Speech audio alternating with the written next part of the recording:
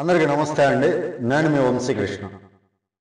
గత ప్రభుత్వ హయాంలో అసలు ఎన్ని అవినీతి అక్రమాలు జరిగినాయి అనేది తవ్వే కొద్దీ ఒక్కొక్కటి బయటికి వస్తూనే ఉన్నాయి.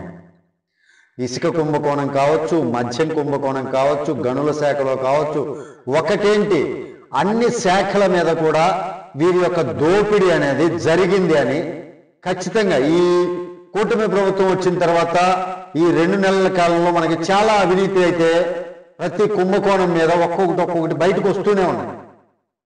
అలాంటి క్రమంలోనే ఈరోజు నేను ఒక వార్త చూసి ఆశ్చర్యపోయానండి.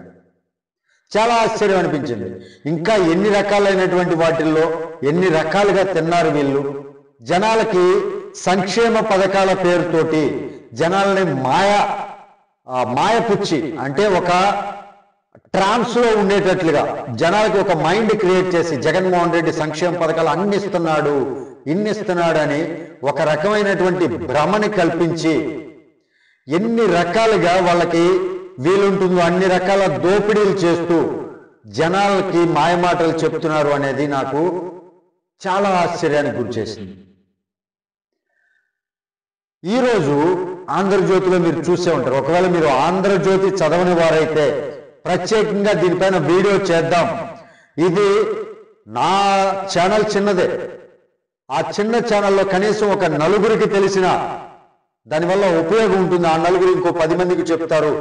ఈ అవినీతి అనేది ప్రతి ఒక్కరికి తెలియాలి అన్న ఉద్దేశంతో ఈ వీడియో ప్రత్యేకంగా చేస్తున్నానండి. వీడియో మీకు నచ్చితే ఖచ్చితంగా లైక్ చేయండి. ఛానల్కి సపోర్ట్ మాత్రం చేయండి. ఎందుకంటే కొత్త ఛానల్ అండి. మీ ఆదరాభిమానాలు ఉంటే ఇంకా మంచి వీడియోస్ చేసే ప్రయత్నం చేస్తా. ఇప్పటివరకు న్యూస్ పేపర్ వీడియోసే చేస్తున్నా. బట్ ఇక నుంచి ఒక్కొక్క దానిపైన అంశమైన విశ్లేషించే పరంగా వీడియోస్ చేద్దామని అనిపించింది. మీ సపోర్ట్ నాకు కావాలి.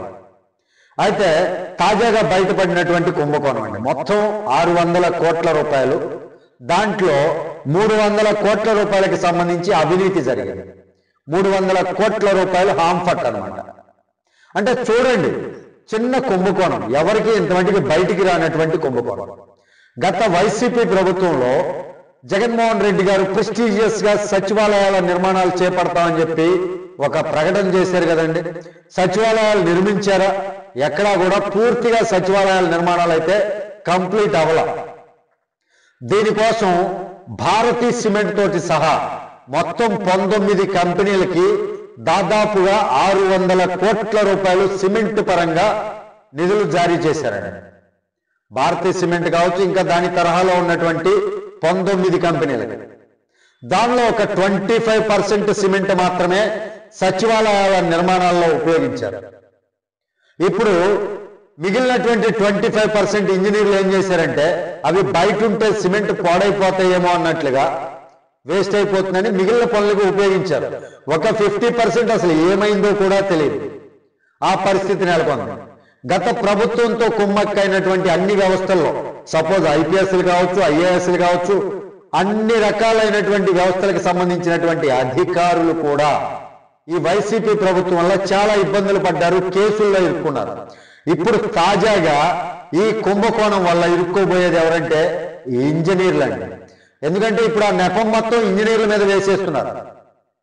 ఈ సిమెంట్ మొత్తం ఇవన్నీ కూడా, ఈ పనులన్నీ కూడా ఇంజనీర్ల ఆధ్వర్యంలో జరుగుతాయి కాబట్టి అసలు ఆ వ్యవహారం ఎవరు చేశారు ఏంటి? ఆ సచివాలయాల కింద ఉన్నటువంటి ఆయా పరిధిలో ఉన్నటువంటి మంత్రుల ద్వారా అవినీతి జరిగింది. కానీ ఆ నింద ఎవరిపైన వేస్తున్నారు? ఇంజనీర్ల పైన వేస్తున్నారు. ఇప్పుడు తాజాగా ఇంజనీర్లు కూడా వైసీపీ కుట్రలో ఇరుక్కుపోయారు.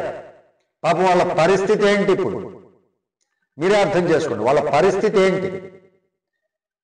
తాజాగా ఈ కుంభకోణం వెలుగులోకి వచ్చిందండి. ఈరోజు ఆంధ్రజ్యోతి ఆంధ్రజ్యోతిలో ప్రచురితం అయిన తర్వాత మాత్రమే ఈ కుంభకోణం వెలుగులోకి వచ్చింది.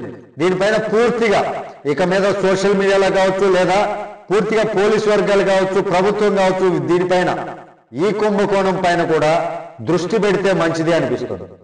భారతీయ సిమెంట్కి ఎంత దోచిపెట్టారు, ఆ తర్వాత ఆ 19 కంపెనీలకి ఎంత దోచిపెట్టారు, దాని పరంగా 300 కోట్ల రూపాయలు అసలు ఏం జరిగింది? 300 కోట్ల రూపాయల సిమెంట్ మాత్రమే వచ్చింది. 300 కోట్ల రూపాయలు ఏమైంది? దీనిపైన వివరాలు అయితే తెలియాల్సి ఉన్నాయి. ఇది ప్రభుత్వం తేలుస్తుందా లేదు అంటే చూసి చూడనట్లు వదిలేస్తుందా అనేది రాబోయే రోజుల్లో మనం చూద్దాం. ఇదండి బయటపడినటువంటి వైసీపీ కొత్త భాగవతం, వైసీపీ నేతల కొత్త భాగవతం అన్నమాట. వీడియో నచ్చితే ఖచ్చితంగా లైక్ చేయండి, ఛానల్కి సబ్స్క్రైబ్ చేసుకున్నాను కొంచెం సపోర్ట్ చేయండి. Thank you. జై హింద్.